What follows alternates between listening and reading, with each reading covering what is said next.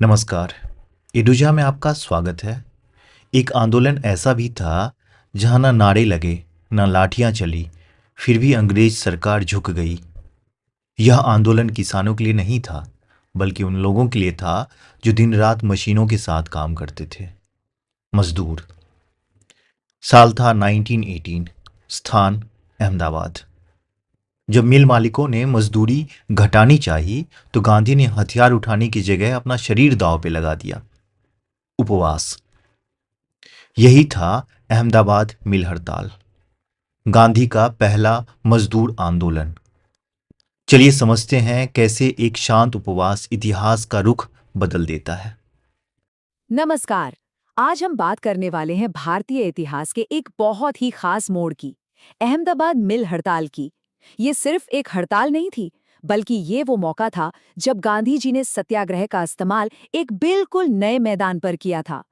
तो चलिए मेरे साथ इस पूरी कहानी को समझते हैं कि आखिर ये हड़ताल क्यों हुई, कैसे हुई और इसका नतीजा क्या निकला। हम सब जानते हैं कि गांधी जी ने 1917 में चंपारण में किसानों के लिए आवाज उठाई थी। लेकिन ठीक एक साल बाद यानी 1918 में सीन पूरी तरह बदल गया। इस बार गांधी जी ने उन लोगों का साथ दिया जो शहरों में बड़ी बड़ी मिलों में दिन रात मशीनों के बीच पसीना बहाते थे, मतलब मजदूर। और ये आंदोलन इतिहास में अहमदाबाद मिल हड़ताल के नाम से जाना गया। ये एक बहुत बड़ा शिफ्ट था, किसानों से मजदूरों की तरफ। तो सबसे पहला सवाल तो यही आता है कि आखिर ये हड़ताल हुई क्यों? मतलब ऐसी क्या नौबत आ गई थी कि हजारों मजदूरों को अपना काम छोड़कर सड़कों पर उतरना पड़ा? चलिए इसकी जड़ तक चलते हैं और पूरी बैकग्राउंड स्टोरी को समझते हैं। तो देखिए, कहानी शुरू होती है 1917 से। उस वक्त अहमदाबाद में प्लेग की भयंकर महामारी फैली हुई थी।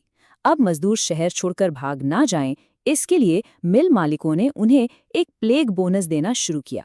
लेकिन जैसे ही जनवरी 1918 में प्लेग खत्म हुआ, मालिकों ने फौरन ये बोनस बंद करने का ऐलान कर दिया।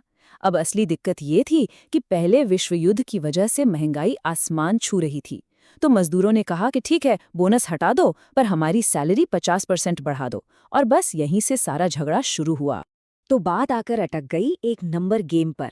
एक तरफ थे मजदूर जो बढ़ती महंगाई की वजह से 50% सैलरी हाइक मांग रहे थे, जो कि उनकी जरूरत थी।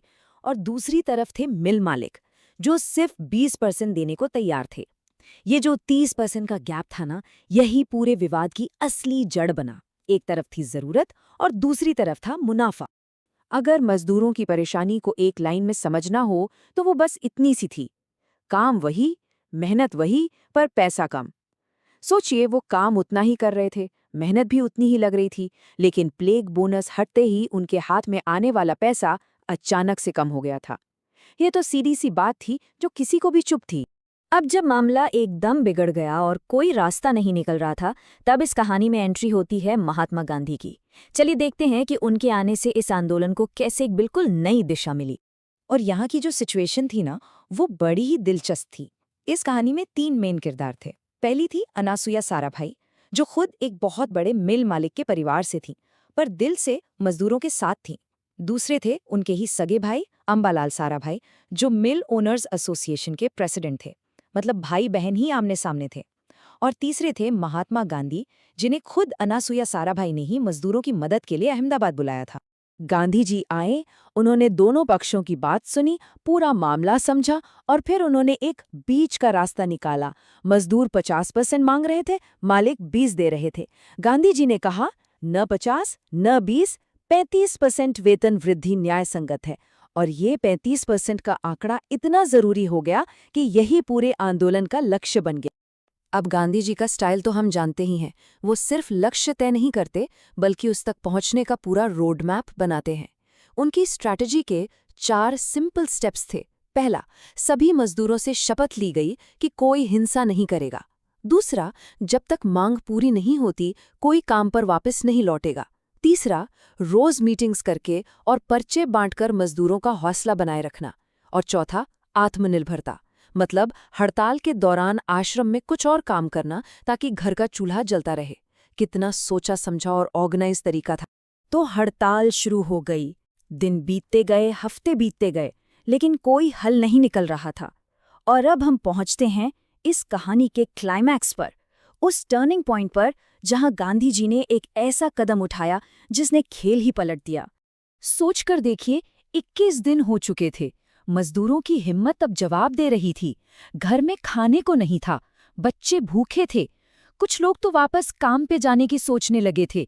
हड़ताल बस टूटने ही वाली थी। ऐसे में गांधी जी ने क्या किया होगा?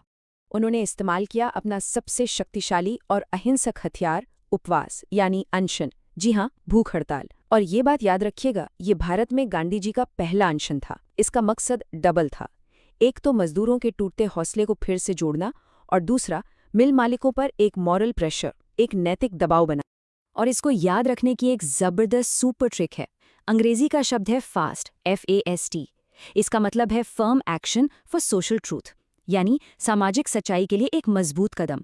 ये सिर्फ भूखा रहना नहीं था, ये एक बड़े मकसद के लिए उठाया गया एक्शन था। और जानते हैं इस अनशन का असर क्या हुआ? गांधी जी का अनशन सिर्फ 3 दिन चला, पर इसका असर बहुत जबरदस्त हुआ। मिल मालिक दबाव में आ गए और वो मामले को एक इम्पार्शियल ट्रिब्यूनल को सौंपने के लिए राजी हो गए। और आखिर में ट्रिब्यूनल ने फैसला मजदूरों के हक में सुनाया। उन्हें पूरे 35% की वेतन वृद्धि मिली। आंदोलन कामयाब रहा। तो अगर इस पूरी घटना को एक लाइन में याद रखना है तो ये फॉर्मूला दिमाग में बिठा लीजिए। अहमदाबाद मतलब मजदूर प्लस उपवास और नतीजा सफलता। बस इतना ही। चलिए, कहानी तो हमने अच्छे से समझ ली। अब थोड़ा एग्जाम के पॉइंट ऑफ व्यू से देखते हैं कि इस आंदोलन का ऐतिहासिक महत्व क्या है और वो कौन से फैक्ट्स हैं जो आपको हर हाल में याद रखने हैं। तो आइए फटाफट से की पॉइंट्स रिवाइज कर लेते हैं। आंदोलन का टाइप, ये गांधी जी का पहला मजदूर आंदोलन था। प्रमुख हथियार, भारत में उनकी पहली भूख हड़ताल यानी अनशन। जगह कौन सी थी? अहमदाबाद, गुजरात। मुख्य नेता महात्मा गांधी और अनुसुईया साराभाई।